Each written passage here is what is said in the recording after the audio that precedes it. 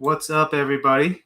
Welcome back to another live stream on the Process channel. Thanks for joining. And just want to make a couple quick announcements. One, really quickly about Brainstorm School's fall term registration is open, and the fall term starts in mid-September, September 15th. And also coming up, we have a really cool workshop with Ray about how to simplify the approach of illustrating environments. This is really about a process, digital painting and color theory, especially how to do a lot of good color within how you're doing your digital painting process. So definitely something if you want to check it out, All right, but let me get this on. Yeah, my camera. I had the thing on, the blocker on there. But everyone, welcome back to another episode. So we have this painting that I'm going to be working on today, and I have a topic of discussion. Basic topic of discussion being about exploring to explore. Why is it important to explore? Hey, how's it going, everybody? Welcome. I'm sure hopefully more people will be dropping in, but I have this sketch that I started earlier today. And it's just a funny sketch. I'm just continuing my Flying Whale Space Explorer series, and here's the next installment that we have going on right here.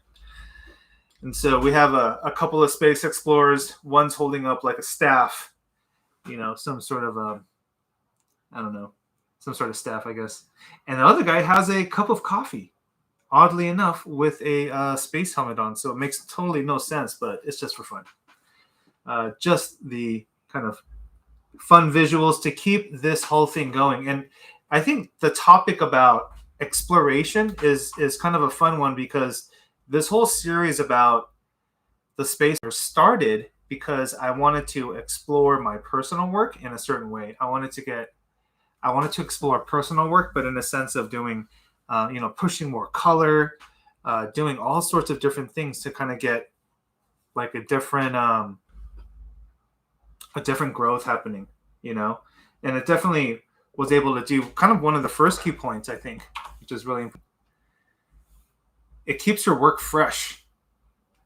I was at a conference earlier in I think it was March, and it was in Paris. It was with the IAMAG conference, and they had a ton of these awesome concept artists there. One of which was Craig Mullins, the GOAT, Craig Mullins. And one of the things that Craig was talking about, Mr. Mullins was talking about, was the fact that, and I agree with this, is like when you work very, very heavily with photo, and, there's a lot of Photoshop, and there's a lot of, 3D and photo and all that kind of stuff. Sometimes we lose our sensibilities of painting, or we lose our sensibilities of like being able to draw, because we're, doing different tools, right? And I thought that was pretty interesting, because, yeah, I feel the same way. The more I do a lot of photo, because in my professional work, I do a ton of Photoshop. I cut a lot of corners because it's a lot easier with speed, and the production process is much faster in that sense. But, again, I don't get the time to paint. So this is my kind of a personal work project where I do this subject matter over and over and over. I don't know how many paintings I've done of this already. Maybe like 15 or 16, maybe 20, like flying whale paintings. And what I've learned about doing the same subject matter, it's always these two space explorers. There's always two of them, and they're like, or one or two, and they're walking through these different environments, and there's like whales flying by. That's it. That's the basic idea. Nothing beyond that. Like nothing like, oh, what's the narrative and what's the gameplay or any of that stuff. It's just, I just want to make an image that I thought would kind of look cool. It's whimsical. But with that, I started to explore a lot more into things like colors, which was my what I would say was my weakest suit. Colors were my weakest suit. It was always my weakest, I guess, aspect when you kind of look at the aspects of a lot of different artists, right? There's like design ability or composition, and like anatomy, and color was definitely just not was one of those with those not on the list, you know. And I have a funny. I talked to I forgot which episode it was, but I talked about this in a previous podcast or live stream, where I kind of briefly talked about if at Art Center I had a design class where we had to do these color swatch exercises, and the teacher called me out into the hall. I was like, James, I think you have like an aspect of being colorblind. And I was like, what? So yeah. But lo and behold, it was not like I was colorblind. I had a hard time seeing hue, the variations within a hue, for example, right? Like subtle shifts of blue. It was very challenging for me to see, but develop those sensitivities. Now I could see them a lot better. Now it's a lot different. Let's set up this file. And another thing about not always, worrying about a new subject matter is that I've sort of refined this whole process of how I like to do these paintings. I always like to think, like, as a concept artist, we have like a limited amount of brain space, right? To kind of think about and do all these things, what we're doing here, image making, that if we don't use part of our mind to think about a conceptual aspect, and we can utilize more of that strength to maybe help with, all right, let's push color, or let's do something else. That's just kind of the thought. That's the reasoning behind all this. So yeah, keeping your sort of work fresh. I think that's super important when it comes to doing personal work. I don't know. Do any of you guys that are watching have any thoughts about, this is why I like to do personal work?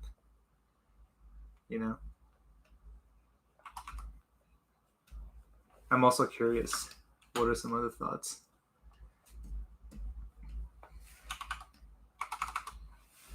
All right, let me just carve into some of these shapes here. I guess my discussion can kind of go back and forth between our topic and maybe just like what I'm doing in the painting. Let's make some fun shapes here.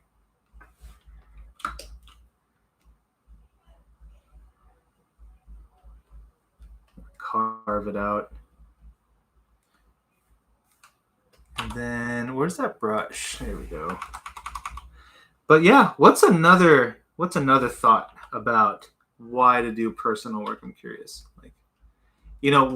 Sometimes I get very inspired when I would watch like a tutorial, right? Or maybe some of you might watch like what I paint, or anything that you guys will consume, and you'd go home and you're just inspired to try to do it also.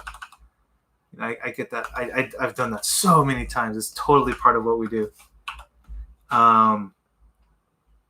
But I think eventually we come to a point where maybe when we lose steam, when we're kind of like burnt out or something, what are some of the ways that we got to keep this going? Because personal work is so important, I think. I don't know if you guys watched the Transformers live stream episode, but I talk about how some of the personal work that I did, I actually got hired to work on Transformers movie because of personal work. It was actually like this really awesome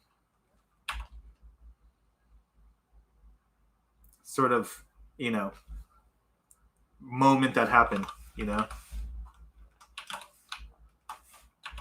Personal work. All right, that's not looking too bad. Kind of like that.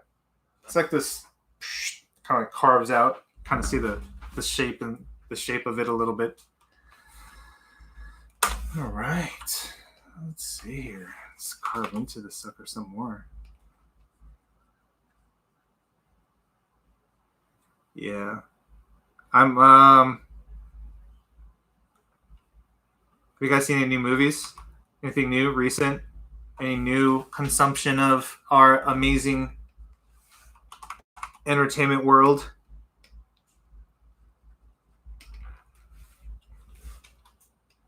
There is so much to consume. I remember at one point it was somewhat doable to stay pretty up to speed with everything. Yeah. But I feel like nowadays it's so hard. There's so much. Let's see. Yeah, I like to focus on design. Yeah, I agree with you. There's like a I feel like design and rendering are like a right foot and a left foot. They're both part of the art machine, but man, do they contradict each other like crazy, right? And I feel like those are two muscles that have to be developed separately, yet also simultaneously. It's just one of those things. The personal work, yeah, personal work is so crucial. It's also where I think I think a lot of people can probably like agree with this. Like you start to develop like your intuitions with things, which is like really key. It's so important to do that. Your intuition. All right. So normally I get pretty dark with everything. I'm gonna make this painting a little bit more.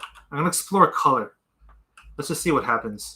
Let's just do some exploration here. But just trying to get the shape kind of in there. All right, that's fine. Cool. And so I'm just curious. Yeah. What else have you guys seen stuff lately? 20 years later. Oh, 28 years later. Cool. I want to see that. I want to see that. There's an anime that's going crazy. It's like the best anime in a while. Have you guys seen the new has anyone seen the new Predator Killer of Killers or something? I think that's the title. I heard there's a lot of juice behind that, right? Looks pretty amazing. All right, here we go. Let's just like paint this sucker up. So I'm gonna paint some areas in the white and build up just some tone and texture. But yes, back to the idea, right? What is our main purposes for personal work? Personal work. When I did when I was first working and starting out my concept art career, I was doing a lot of freelance work. And as a freelancer doing, especially within video games, it was maybe like oh my goodness, I'm not even joking, a 20% chance that the art that I would work on would actually, the end result would be in the game. Only 20%. So that means 80% of the work I did had a chance to like never see the light of day. And that became, just part of the life, because you're a freelancer. It's kind of like, it was part of the cycle back then, But I think what ended up happening was I was just like, man, I need some work to show, because 20% kind of sucks. It's a low number out of all the work you're going to produce, right? All the work, And so I started to think about, all right, I need to do a lot of personal work so that I can advertise, do marketing for myself. I thought that was pretty crucial. So yeah, that was one of the many elements, or one of the many reasons, I should say, of why personal work became so important. You know, yeah, like there's a time, when games, like, a lot of stuff gets developed, yes, but there are times where a lot of things don't, see the light of day. So some of these bigger companies, um, okay, let me rewind. Some of the smaller developers will maybe work on games that are really have the intention to go to, you know, get developed, and it's going to be sold in stores or online or whatever the case might be. And then there's other types of development that happens that are sort of experimental. They're sort of experimental, and what ends up happening is, um, you know, they might on the side develop 3 or 4 different types of titles, and then maybe they'll only develop one of those. Like Blizzard would do stuff like that, and Riot would do stuff like that, and it's just a way to keep a lot of incubation, keep a lot of things going, happening, right? All right, that's cool. I like what's going on here so far. Just a little bit of splashes of color and light. All right.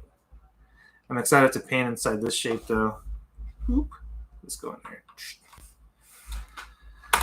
Yeah, so personal work, 80% of your work, let's say as a freelancer, cannot show. What do you do?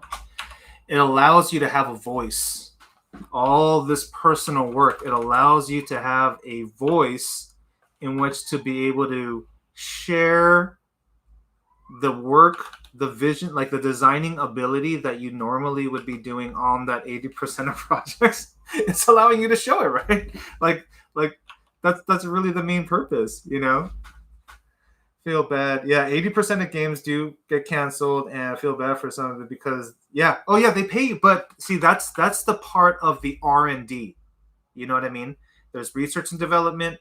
There's a cost of doing research. There's a cost for doing all this development, and if they don't do it, that's kind of not their due diligence, right? So for these companies, like a Riot, for example, is a prime example.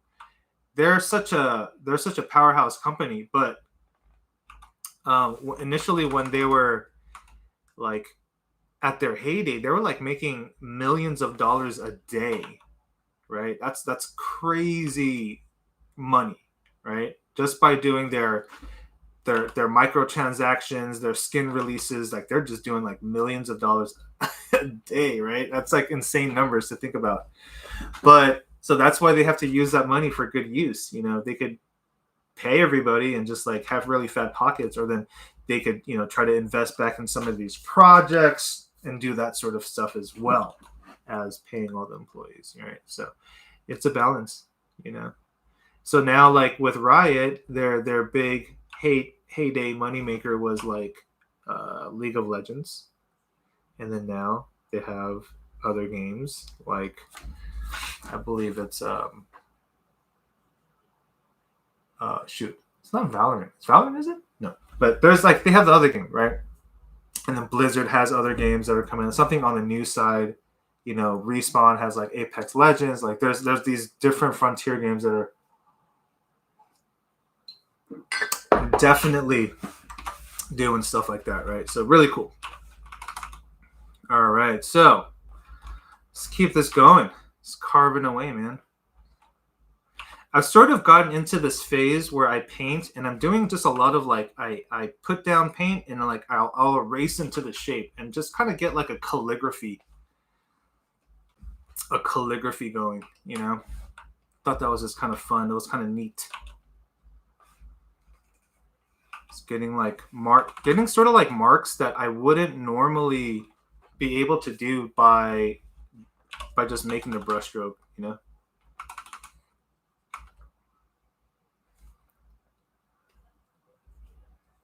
Just mix and match.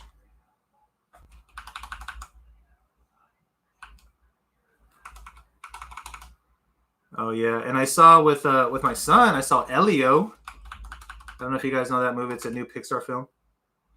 Kind of about this little boy who wants to get abducted by aliens. It's pretty cool. It's a very touching film.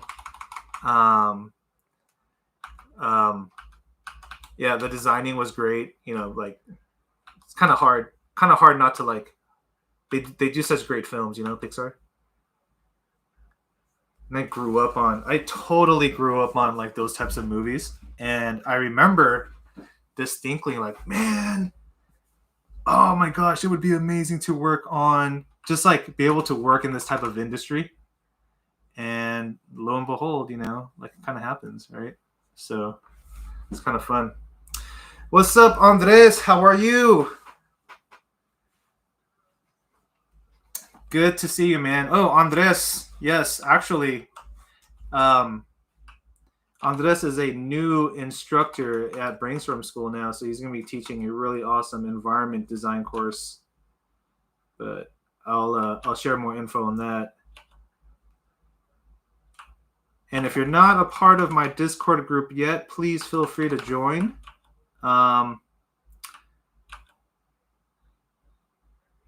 You can follow any of the updates with the podcast interviews. I have a couple of interviews that I just did. I just have to like edit some of the videos.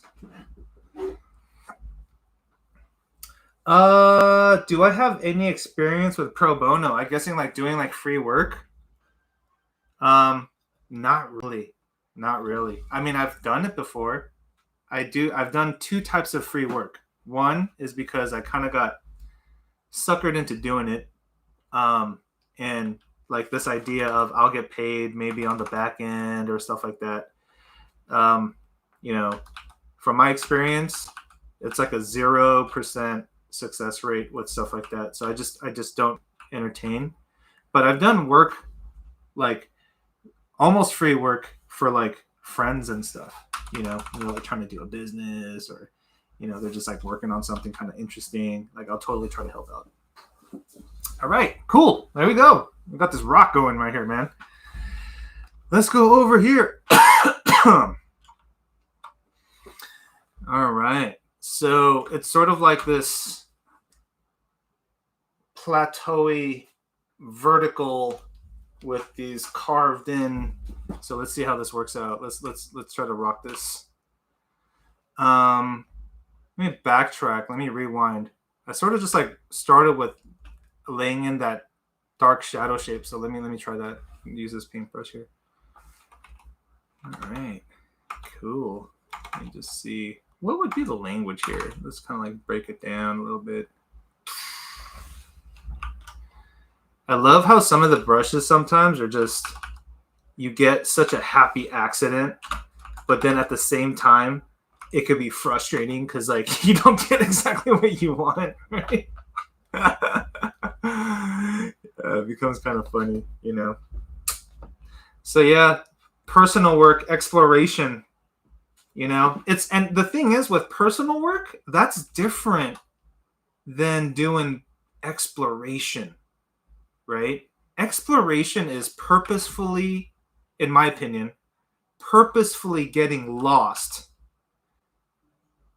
Okay, let's think about when you're a kid and you explored on your bicycle the neighborhood, or you went on like a mountain trail. You got lost, not because you're intending to get lost, but you were just driven by like being inquisitive, and you found your way back. The finding your way back is another thing, and being curious, inquisitive is another thing. That to me is exploration. Do you guys do that with your personal work? Let's see. I don't know. Maybe. Do I? Did I? Not all the time. Man, it's hard. It's actually hard to do things that are out of your comfort zone. You know? And maybe some of you can understand what I mean by this, but sometimes when you're doing art, you're almost just like repeating the thing that you do really well because you know how to do it really well. You know what I mean? Does that make sense? Right? And then you kind of just keep doing it over and over and over again, right? that's not really exploration. That's kind of just, in my opinion, doing the same thing over and over again, right? It's a, there's a saying called practice makes perfect. My buddy Kang Lee has a saying that we were talking about the other day, which is practice makes permanent. And I was like, oh, that's one of those things where you just like, it's like mic drop. All right. So that means if you keep practicing the same thing over and over and over again, then it becomes permanent, right? So you gotta be careful what you're always practicing. You know what I mean? Which I thought was just like a brilliant like idea. It's one of those things like a monk says, So it's like, all right, I'm gonna steal that one day. I'm gonna say it in my live stream. Oh, by the way, I'm gonna start bringing in guests on the live stream. I don't know how I'm gonna figure that out, but we're gonna do guests up in all this and have it be conversational / art-sational. I don't know, like we're doing art back and forth. I want to try to figure that out, but it should be fun. I'm gonna bring some guests. I've had some friends kind of note, they're like, hey man, dude, if you're ever doing that live stream again, like let me know, I'll join you, like we can just do art, talk and stuff. I was like, heck yeah, man, let's do it. Oh crap, I've been drawing the wrong layer here. Shoot. All right, sweet. And so one of the things about this process that I do with all this painting, it's very layer sensitive. You have to do this on the right layers because of the way all this paint and everything's it works. So when I do this, that's why kind of like when I want to understand this working process, I do it with a very dull subject matter, like, rocks. I always paint rocks when I'm trying to learn something because it's something I know how to do. All right. Now, down the list, let's talk about more reasons why we have to do personal work. I don't know, maybe for anyone who's here, type out your reasons. Or not personal work, but exploration. Purposefully, let's define it. Purposefully getting lost with the intent of being lost, right? How do you do that in the analogy with the parallel of what we do in concept design? How do you like get lost?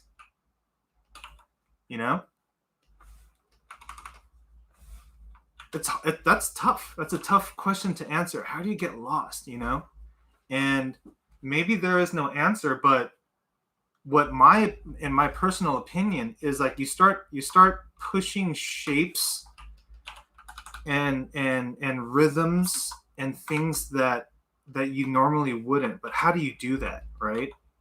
How do you actually do that? In my opinion, it's this. I've done this subject matter of the flying whales. This is probably like the 16th painting that I've done on this subject matter alone. If you guys follow me on Instagram, I do like a weekly subject matter. So I'm painting the same subject matter for a week and I rotate it. But this is something that I've been rotating around for like the past few months.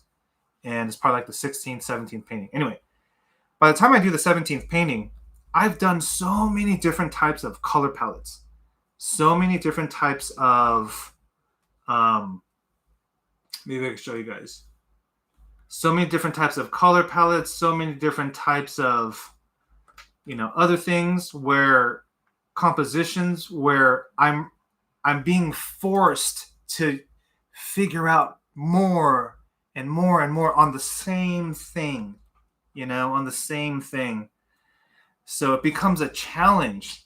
Right. I've noticed that when I do my concept design, my normal routine is that I have this desaturated color palette that I think is very, expressive, and I do a lot of that stuff, and but I never get into color because I always start from default. I always start from like that desaturated color palette tone or something, and I don't get to this point where I'm like, I get to just push color where I normally wouldn't have the comfort because I'm always going back to default. Every new piece, I'm going back to default. Does that kind of resonate with anybody? I'm curious. There's a comment. You like to explore different medium. Nice. Urban sketching group. Heck yeah, dude. Dude, I grew up on graffiti, so that's like you're speaking my language, man. That's awesome. Let's keep it going. Let's get a different brush here. Vertical. Doop. Get some of that yellow. It's like a yellow. Yeah, look at that. There we go. And then so now that I'm in this zone of trying to really push color, I'm starting to look at other concept artists. I'm like, wow, they do like amazing color. You know, there's like artists like you guys know Teo Prinz. Teo Prinz. He's got some amazing concept art. Very stylistically, it's really awesome. But particularly with colors, I think there's a amazing. Jamie Jones. So like Teo Prinz, in my opinion, has like more of like a style approach. But for me, man, like Jamie Jones is like so good as also with just colors.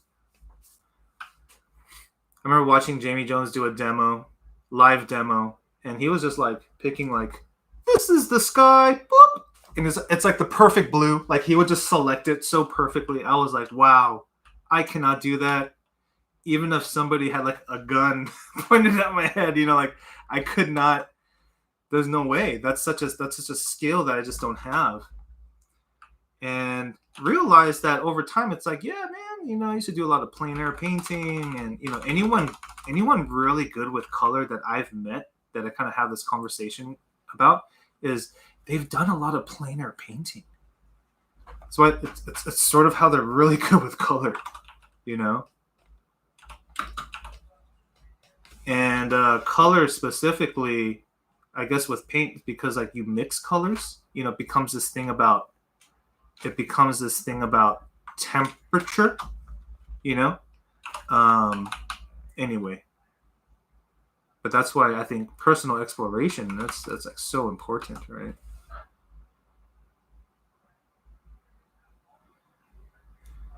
Carving out shapes. All right, even more.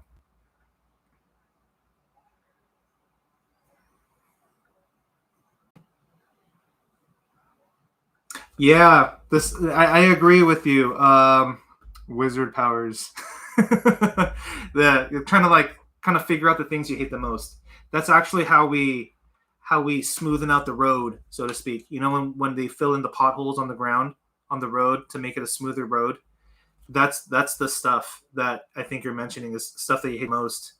But it fills in the holes, fills in the gaps, makes for a smoother process.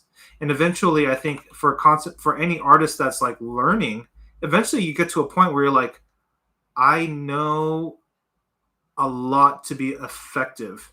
So at that point, I think it's now about like filling in the gaps, right?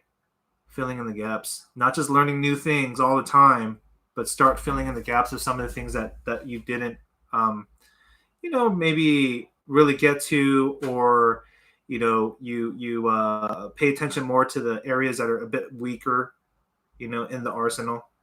So you guys see this shape right here? This shape I've been like massaging to death for quite a while, and I like the way that shape came out. There's no way for me to just paint that shape, that this particular orange shape, but because I've added into it and like masked out, and I've basically done like a additional and subtractional, like add and subtract to it, I'm coming up with shapes that are like so much more unique, and I like that expression. And that's something about personal work, like you get to like just do the same problem over and over again, that you solve it in different ways. You reinvent how you solve the problem, which is like, in my opinion, so amazing. You know, it gives everything so much range. So that's another point. The third point that I want to talk about when it comes to exploration is that you learn how to problem solve in different ways, right? Like, remember, as concept artists, we're the main thing that's slightly different from like fine art is that we have a commercial goal. But the thing is with all artists is that we have a problem to solve, right? Whether it's to show a scene, make it look like a rock, make someone feel sad while looking at it, whatever the goal is, there's a goal. So whether my goal is to think like, how can I get a more interesting shape here? Yeah, that's awesome, right? You think about that and you're like, okay, you start to solve it because now you can get deeper into specific areas that you want to solve, right? And I thought that's what I love about it, Never, not, I wouldn't say ever, but gosh, rarely do I have the discipline to do so many of the same paintings over and over again. But oh my goodness, I am so glad I did. And if you do it too, I will say, wait for the results to just see what happens, and you just might be kind of blown away at what you get. Try it out. But that's the third point. You get to problem solve it differently. Oh man, you know what's funny? I'm gonna call this like the foot plateau. The foot plateau. Doesn't this look like a foot with like spread out toes? Oh man, I've been working all day, but I'm a little delirious. But I see like a foot now, so it is what it is.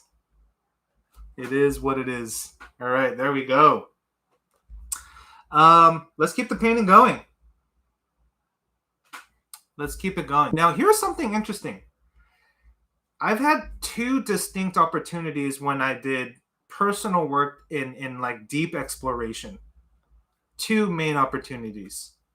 The first opportunity was I did a lot of kit bashing because I was like sick of being in front of the computer. So I did a lot of kit bashing, actually getting model kits and coming up with something fun, I'd spray paint it down primer gray and look at the if you guys want to see some of the actual photos from that stuff, like watch the live stream last episode, Transformers episode.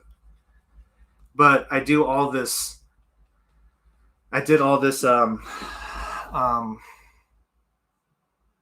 kit bashing, and I spray painted it gray, and then I took photos of it and I put it into a painting. And then a production designer from Transformers saw it, and he was like, "Oh, I like this. Can we use it for our film?" I was like, "Heck yeah, you can." So they paid me for it. And the whole story I explained it in more detail. But they ended up hiring me for the next film. And that was one opportunity where personal work and exploration really paid off, because normally I wouldn't do that. I wouldn't do kit bashing, I went to hang out with a couple of friends, and they did that. We're just like drinking beer, doing kit bashing. It was just like a hangout session. And yo, what up, man? How's it going? But yeah, it was really fun just doing that, and it ended up kind of like on a job. It was sort of unique. It was a very cool experience, to say the least. Now, the second experience. So I have this series of paintings. Maybe you guys might know it, maybe not, but I did these characters in a fictional World War II sort of genre, right? A fictional World War II genre. And years went by after I did all that work, and then I got a phone call, or I got an email, and there was an art director who was like, "Hey, we're doing a fictional World War II video game where we're pushing character design, and we saw what you did." See, I'm not a character designer by trade. I do a lot of environments and keyframes, but I did characters just because I wanted to fill in the potholes, right, and do something fun, explore, right? And it gave me that character design job. I was like, "What the heck? This is so cool," So you just never. What do I want to say? You just never know. You just never know. All right, let's saturate up. Oh gosh, what happens there? Even as much as I thought I paint with saturation, when it comes to it, I don't. There's so much more saturation to go, and even when you push things like this, like the hue, but even with just like saturation, because the more I do this, the more I see like, oh man, like I have so much room to go. Each painting, I make more bolder choices. I make much more bolder choices. Let's even do this with the sky. Oh my goodness, it's like hurting my eyes. It's like so vibrant. It's like so vibrant on the screen. It actually hurts my eyes, you know. But and color theory wise, this is like it's a very extreme. It's very extreme. That's why I kind of like it, you know, especially just when this is about exploration. In a way, exploration is almost like break the rules, you know, go against what you normally do. And this is definitely, if you guys know any of my work from the past, this is definitely not the normal what I'm used to doing, right? So I think this is fun. I think this is well. And initially, when I started doing these explorations or these paintings of the flying whales, I did it on a subject matter that again was pretty easy, but I did it like pretty monochromatic. Let me see if I could actually find the first, maybe one of the first ones that I did, but it was like a very yellow. Oh, here we go. It was a very yellow scene. This was my first flying whale explorer image. And it's just basically yellow. This was like, I'm going to go colorful with one color. You know? So like, I did as much as I could that I thought I could, but that was it. That was like the extent right there, you know? So, but I got comfortable with it and I started to explore complementary colors, triadic colors, like these different color theory formulas. And again, it's always the same thing. Doing whales flying in the air. Sometimes there's a big sun in the back. You know, there's like these guys in spacesuits, right? And that's about it. Okay. And lo and behold, we get over here. Okay. So we're now off to the races. We've just got a few figures and a couple of whales to do. Here's a fun fact. I find it particularly faster to quickly fill in this shape and erase the outside versus filling it in from the inside. Does that make sense? It's very odd. I don't know why it makes a difference, but I've liked, because of exploration, like kind of like noticed that there's a huge time discrepancy doing it this way. It's so bizarre, you know, almost like it doesn't make sense, but for some reason it does. But anyhow, that's why I actually do it this way. It's actually a lot faster. It's kind of weird. Maybe there is like a neurological reason that I can find out somehow later on, but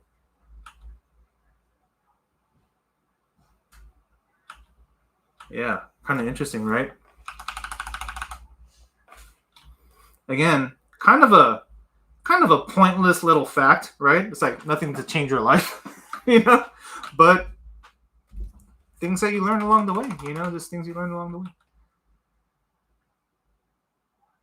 Ooh, yeah, let's get that shape. I haven't drawn a whale in a while, so I was like, oh man, I wonder if I could still draw it from memory. And after doing like 17 paintings of this, yeah, I think I could start to draw this thing from memory.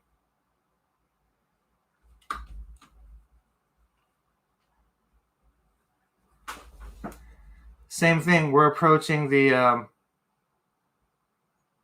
silhouettes of the whales the same way that we're doing the rocks, right? Just getting the shape first. Let's get the shape. Let me see here. Let me fill in this part. There we go. All right, cool. Yeah, I go back and forth by fill, erase. It's almost weird, but it's kind of like you're driving with gas and brake, like 1 foot, 1 foot, like you're doing this all the time. And if you get used to it, if you really get used to it, and let me just like illustrate this really quick. So my fingers are on B and E, B and E, B and E, and we're able to get like these shapes that there's no way you can get by just like doing an additive process, even with like the most customized brush. You know, you can't get some of these shapes, and that's what I've been experimenting with lately, is kind of doing that. B and E, B and E, B and E, B and E. There we go. Got our whales. Let me do the guys real quick.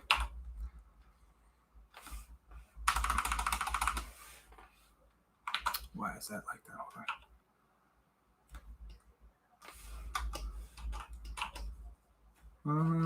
Hold on, sorry. Why is this so low opacity here? Oh, I see why. Okay.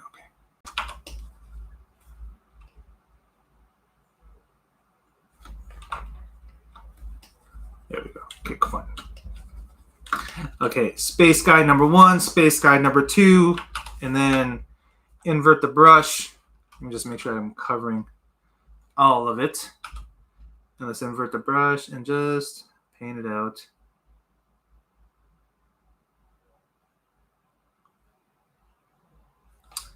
So yes, we went over a few key points, right? About why exploration it's so important. It's like so important.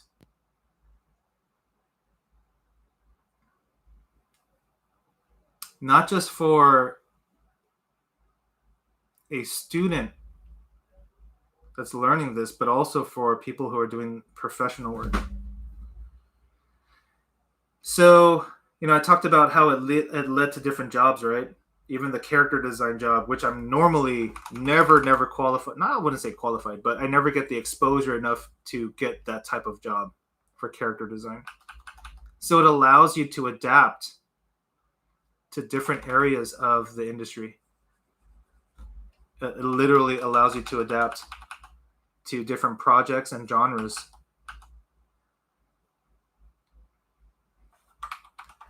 And I could zoom into this and just make it really easy to see everything, but one of the challenges about real painting is that you can only get so zoomed in, and I don't know, man.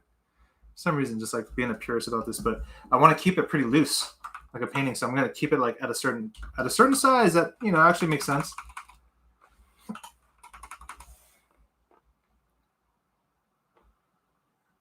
Now I want to see if I can get economical with the brush.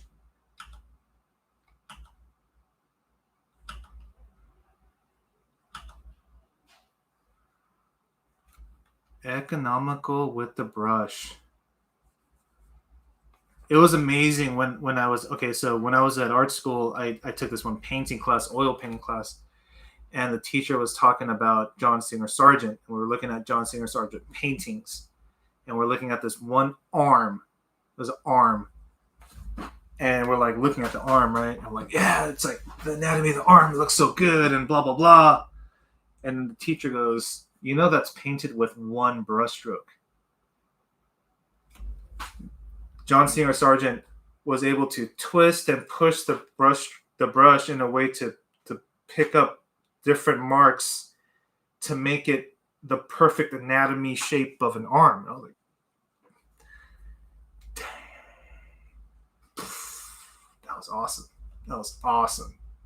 Gave so much more respect to because that was like when I was like learning digital painting and all this like other stuff. And I was like, man, screw oils. That kind of thing. But it was amazing to see that. So cool. Especially when someone with a more advanced eye pointed it out, because otherwise I didn't have the maturity in my eye to see that. Kind of thing. Really appreciate you sharing this, James. Oh, thanks, man. I appreciate it. Jedi Apocalypse, thank you for joining. And thanks for the comment, man. I appreciate the support. I also teach classes on Wednesdays now, so it's a little tricky kind of balancing the Wednesday lineup, but I'm going to try my best to keep it going.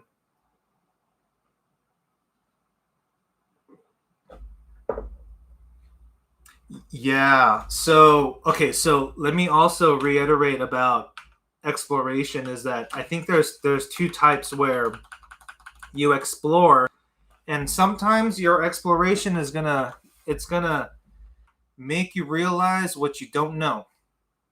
Okay? It's going to make you realize, it's going to make you realize what you don't know. So then you start to have to practice that subject matter. And then you get better at it, and then you got to then explore again. Then you get lost. And you got to learn more techniques to find your way out of that. You see what I'm saying? It's like this. It's like this you're only like a rock's throw exploration away, because you have to like allow your techniques to catch up to that exploration, and you throw it again and keep going, throw it again and you keep going, kind of like that. That's sort of what I would push for the understanding, of when you're doing your exploration. Because if you only explore too, it's not good. If you only explore, right, then you're never solidifying. Things aren't getting cemented in terms of process, right? It's also not a good thing, right? All right. So yeah, that's point number 4. It gets you to be diverse. You figure out different problems. Let me restate that. You figure out different solutions to many different problems that you'll be facing in the industry, which is amazing.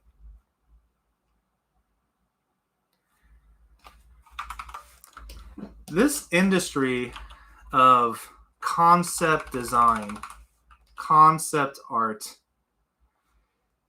it's an amazing field. It's an amazing world. I'll just say that. It's an amazing world. Why? Because there's the big majority of where kind of like working at a big game studio where it's full of different concept artists, and it's full of inspiration and all the things that you've heard on tutorials and whatever, you know what I mean? Like all that kind of jazz. And then there's the stuff that's not like that at all, right? Where it's like a small indie team. There's like a developer, a person that knows how to code, and they need an artist just to like do all the art needs, right? And or maybe you're working at a theme park company, and they're like, we're doing like a it's kind of like Transformers, but we can't get the IP, so we need to look like it, but it's not. So we're getting pushed to solve these different things all the time, and it's not always the thing that we kind of understand and hear all the time about, we work with amazing art directors and, that kind of thing. I hope that's making sense, what I'm talking about. But yeah, but it gets you to be diverse. And in this world, in this industry, right now it's taking, a little bit of a hit. I don't think anyone's like not going to argue that point. But when the industry is doing really, really, really well, let's say, right, and there's projects happening like all the time, literally all the time, your emails won't stop emailing. You won't stop getting emails, right? That kind of thing, because that's how definitely the industry does get at certain points in time, right? But not all the time, So when things are slower, this is the best time to like invest in yourself, learn, fill in those potholes, because when the opportunity comes, and everything's about rhythms, life is about rhythms, economy is about rhythms, job market is always, it's all about rhythms too. So don't get too down about anything. Use the time, because later there's not going to be the time, and you're going to wish there was, right? It might sound like your grandpa at Thanksgiving, but it's kind of true.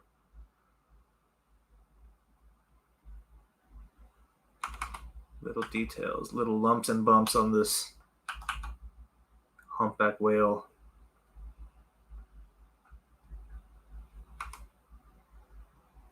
Turn off. Yeah, at least erase this line art right here. Oops, what's happening there? Erase. There we go. And I got to a point where, like, because I still have the line art pretty visible here, and then I sort of paint through it, and eventually just like the painting sort of takes over, right? But this is like sort of like the segue, like my training wheels of how to get a lot more comfortable with painting before I just get rid of line, and on some of my paintings, like I don't do it with line, but yeah. All right, so let's go to the next point, the next crucial point about why is exploration so key? Why is getting lost? Okay. let's also give it another term. Letting go of control, right? Like, be okay with it looking shitty, be okay, because you want to eventually be able to rely on a certain series of your techniques to eventually make anything look very presentable.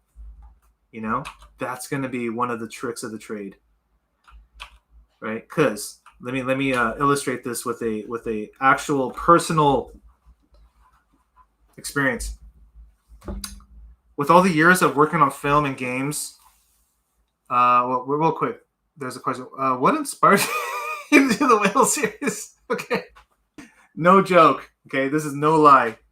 I just picked super random um, elements and I put them together, and I was like, oh, that looks kind of cool. Just literally by gut, right? And I was like, oh, I'm gonna do another one, and I'm gonna do another one, and I'm gonna do another one, and I was like, I wonder how far I can take this now, and now it became like exploration. Oh, I'm gonna use this to just do like some exploration. I'll keep the same theme. I was almost curious to see like how long I could do this and like still not be like repeated, be so repetitious. Okay. All right. So, oh man, now I lost my train of thought about where I was going with this whole story.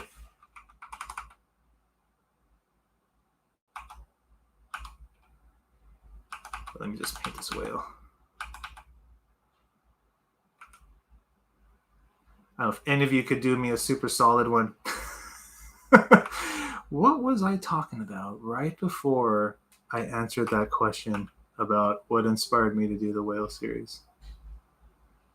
Oh man, how funny.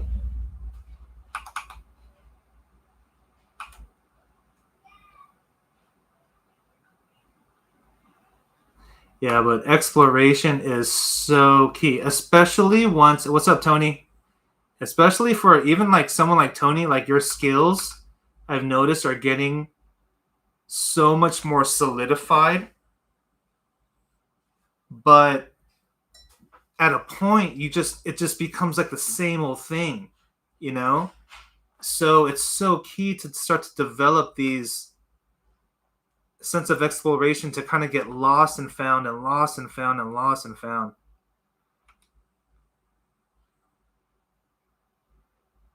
Aw, baby. Baby whale and mommy whale right there. That's cute. There we go. Put the little cat shadows right there just to make it feel like they're closer to each other. Yeah, I was talking about diversity in the industry. Man, is it talking about theme parks? Man, I gotta remember this. Oh yes, now I remember. Thank you so much. Not all the projects that you work on are going to be these projects that you really agree with design-wise. Okay? Because remember, you're a designer, but you're also a part of the pipeline. There are people that sort of have more decision-making power than you and I do, and they will make decisions, even if we might not agree with them design-wise, and we kind of got to go with it. So sometimes there's that whole idea about, oh my gosh, I got to do this idea and I don't really like it. I don't really agree with it, but you can't not do it. All right, that'll be kind of bad for your reputation. So then that's when you turn on the other side of your artistic brain and it's just like, let me just make this look really good.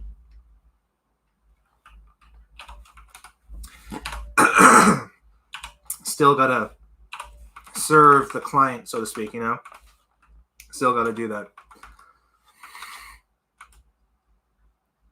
It's commercial work. It's not fine art. It's not about like, your personal choice and statement in it. It is totally commercial.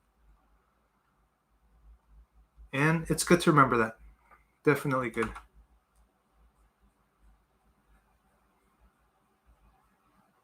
And sometimes there's decision making that we just don't really understand because we're not in the decision making, position.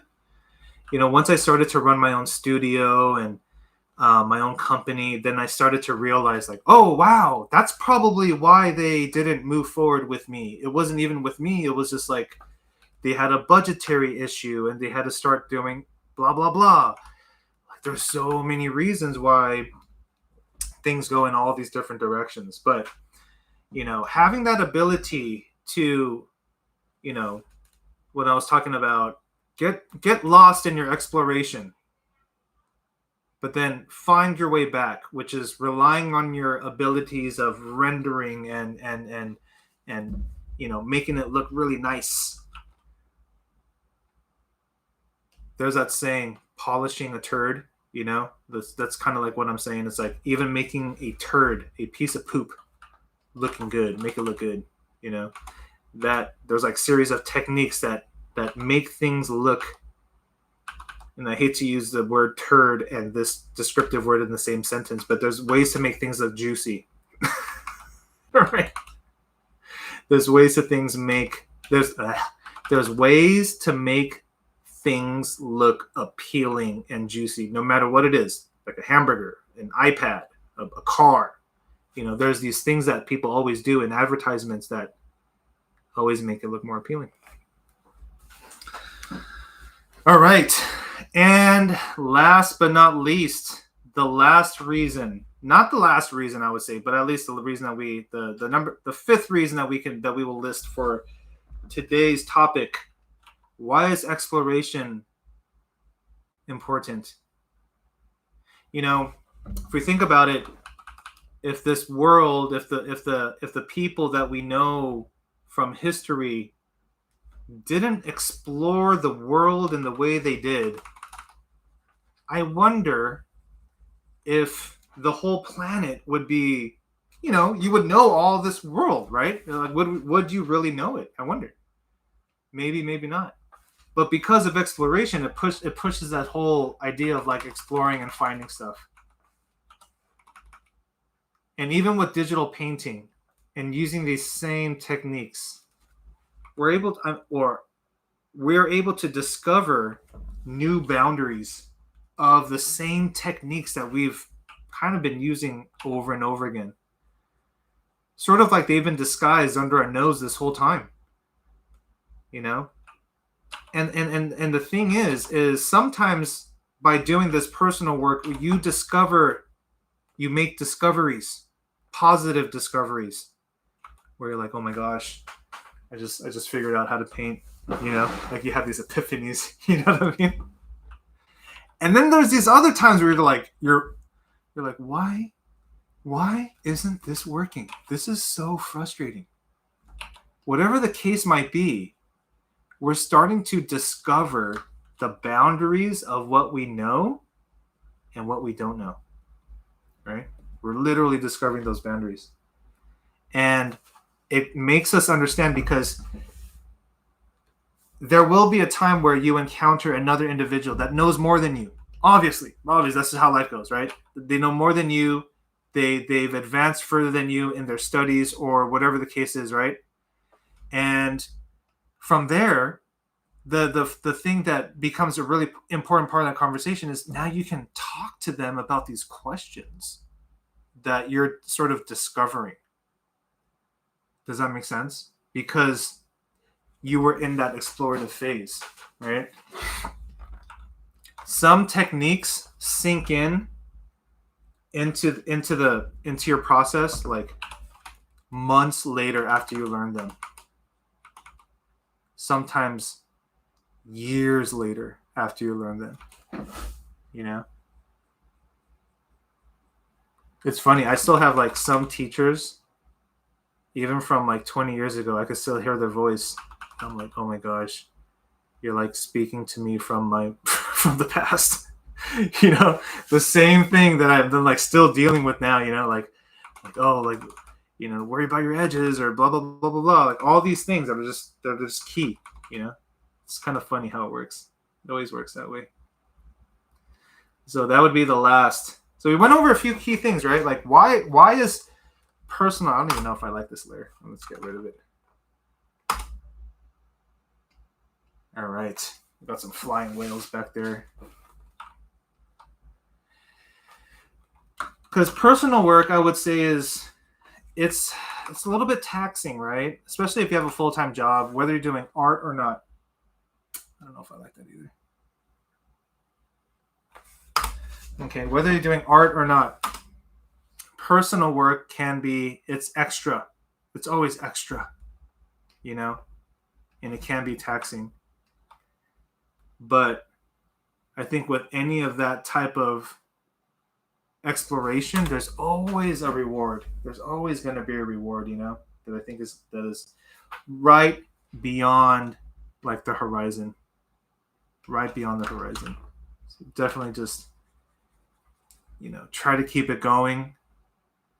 Make it. And sometimes I've realized that, like, I talk with other artists and students and stuff, and when they do personal work, they go like, I don't know, it's like too gung-ho, like too hardcore, you know, where it's like almost like destined to fail. Do you guys know what I mean? Like, I'm going to do 30 hours a day of painting for 20 months straight, right? Like crazy goals. I remember one of the first goals that I had was, let me just sit down for 10 minutes a day. That was one of the first goals that I had. 10 minutes a day. And even there, I thought that was kind of challenging because I was trying to instill a routine that I didn't really have yet. Once it's just a routine, it actually becomes pretty, like, a lot more easier. Here, I'm wondering, should I make these guys lighter or darker? I'm just going to play around with some value control really quickly just to see what works.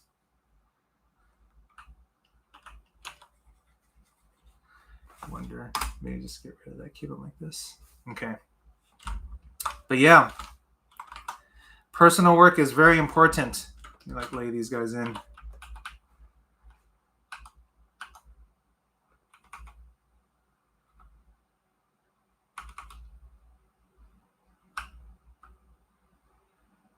New layer. Everything's very layer sensitive. After a while, it sort of becomes like second nature, you know?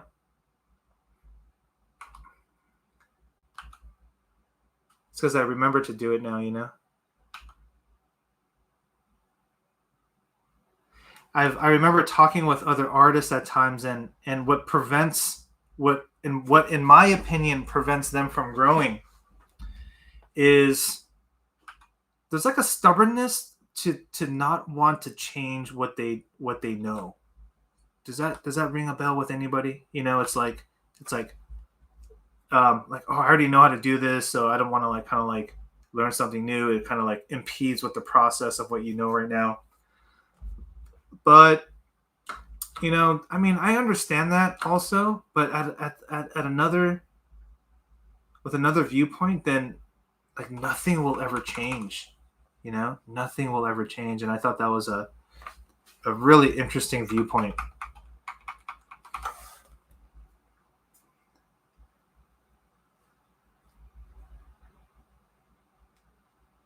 All right, getting that going in. Use some black accent, like some really dark darks here.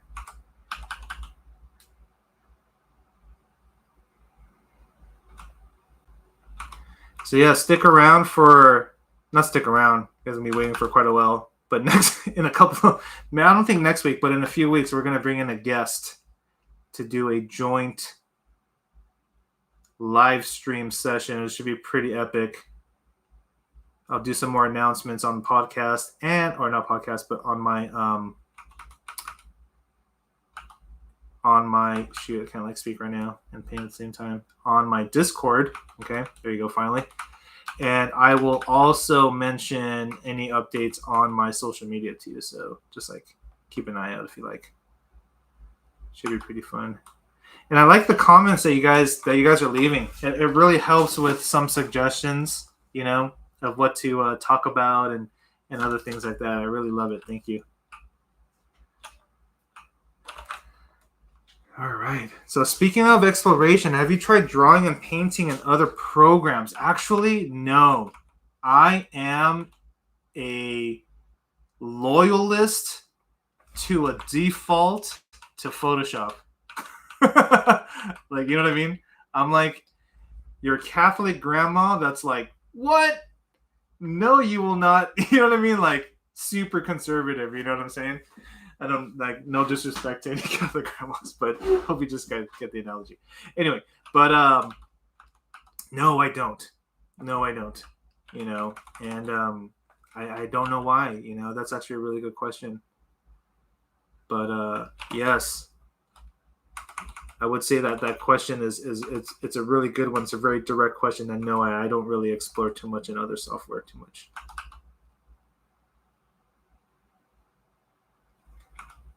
I should, because you know I'm actually trying to find a reason and a way to paint more on like an iPad and other things like that. You know, when I was saying earlier, like I want to get away from the computer a little bit more.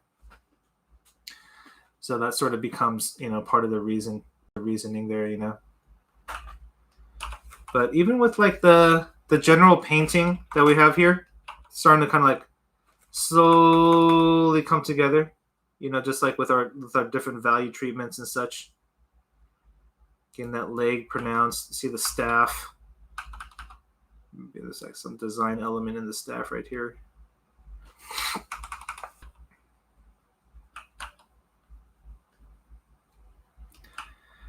All right.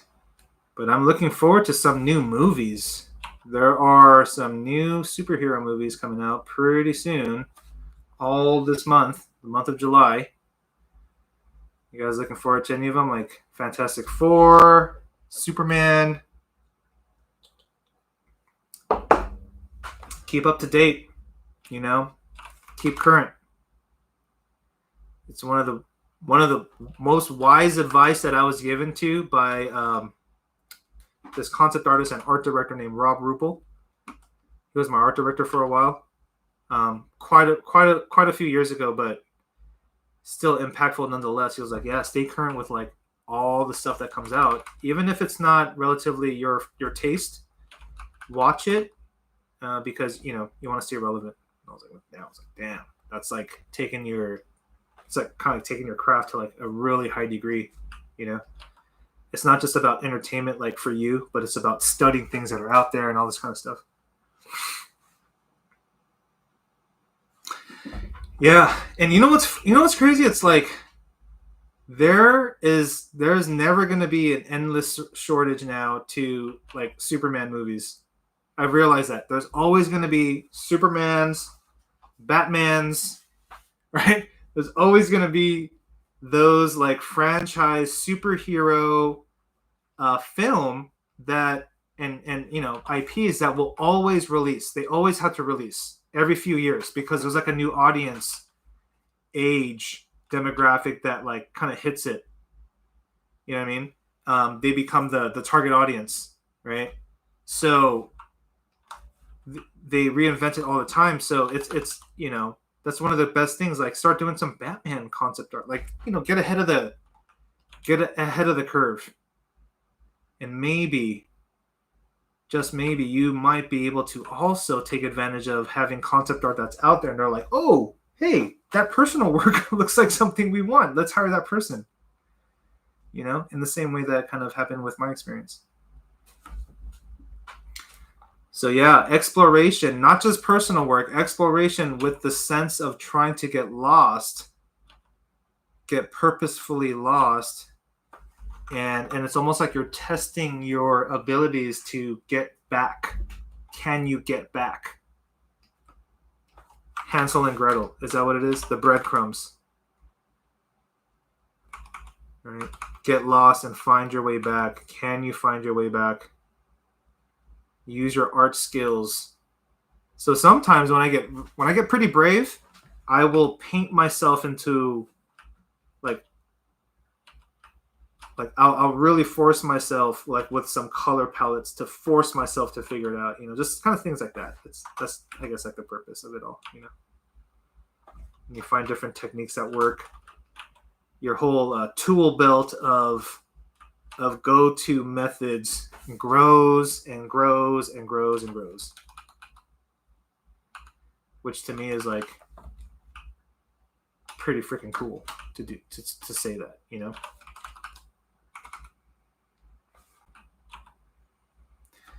Yeah, this has been a fun episode so far. Let's look at this. Yeah, it's not looking too bad. It's fun, you know. Whoa, the heck got all purple. Oh my god, dude, that purple just like, I swear it took like 3 years off my eyes, off my life, off my eyes. Like strained my eyes so hard right there. That was crazy. All right, now let's get to this last character and we'll call this sucker done. We got about 15 minutes left on the podcast, on the live stream, and we're doing pretty good. We're doing fairly nicely on time. Hey, thanks, man. I appreciate that. This is really fun. It's a fun process. I love just like having something to paint and to chat about at the same time. Makes for a fun experience. So I appreciate that. Thank you so much. All right. So same thing. I'm just using this kind of a turquoise or teal, like a desaturated teal, to just lay out some of the darker shadow shapes or darker accents, shadows and accents. It's almost like I'm color coding this character here, you know. It's like a wristband, the backpack, and this circular element with this accent mark. It's all darks. This dark accent in the shoulder line, that's just like more like a shadow. Elbow pad, gear. It's kind of a mix and match, right? Sort of the elements, you know. Let's go to another layer here. The mid-tone.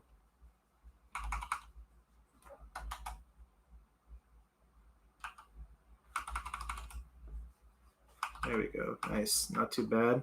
Just kind of fill that in. And our cup over here. That was amazing that he'd have a cup of coffee while having this like space helmet on. Just like makes total sense, you know. Love it. So let's get to the darks. The darks for me is what really activates a lot of the design. You know, it becomes like a part of the calligraphy. It becomes really a strong statement. And this character is a lot closer in right now. So I am going to take my time a bit with the rendering of this. And when I mean rendering, I use that term super loosely because this is not a highly rendered piece at all. It's very painterly. It's very loose. It's kind of the intention, but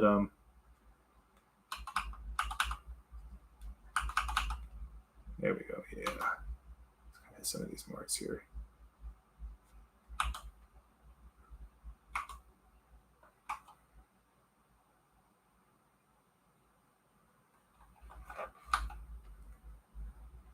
Get the darks, mix of darks and lights.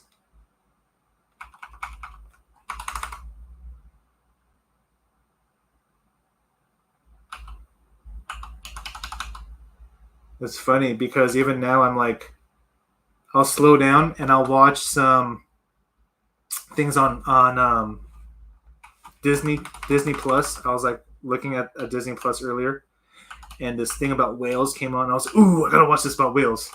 let me learn about whales real quick, you know. So it's just funny how that happens. It also inspires you to learn more in depth. I think that's one thing I definitely want to add to that list, but I didn't, of why exploration is so key is you start to become, you learn about that subject matter. You almost become like an expert in a way about a topic, you know, which I thought is like, that's really cool. So, for example, and upcoming, I'm going to do another live stream where I talk about my experiences of doing like world building and foundations at Riot Games for like League of Legends. And there's a lot of fun stories about meeting in the design, like in the design review meetings. And we're just talking about like, oh yeah, what if we did this and what if we did that? Like really fun conversations. It was awesome, you know? So that's going to be coming up. But when we do these meetings, it's really fun because there's always an expert. There's always somebody that knows something about a subject matter to a certain depth. And you're just like, wow, how do you know that? You know, it becomes really interesting, you know?